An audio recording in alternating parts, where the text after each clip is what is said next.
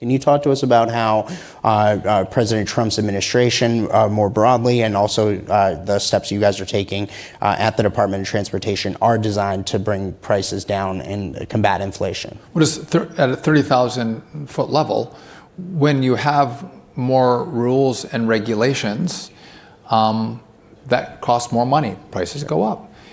If you spend more money or print more money, you deflate the value of the dollar. That causes causes inflation. That causes prices to go up. We've tried to spend less money and not reduce all regulations, but reduce dumb regulations and dumb rules. That's been the policy across the board, and I think the consequence of that will be that you will see prices come down. But if you're 26 years old and you look at the cost of a car, you look at the cost of housing, and you think, am I ever going to? My parents bought a house at 32 years old. When I'm 32, I can't buy a house. That's a huge problem in America. You want people to be able to afford the American dream.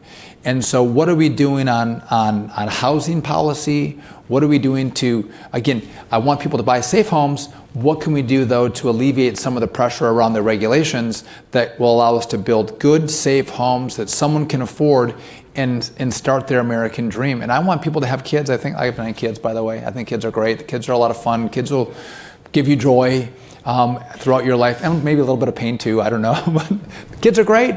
But if you can't buy a house, how do you have family formation and how do you have kids? Some of the most joyful things in life can't happen unless you can afford some of these basics as you start your families. And so working on bringing the home prices down.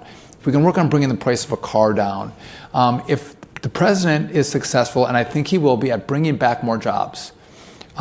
Bringing back more jobs means more competition for labor, which means we can have an elevation in salaries and not affect the competitiveness of our companies because we don't have to spend as much on rules and regulations.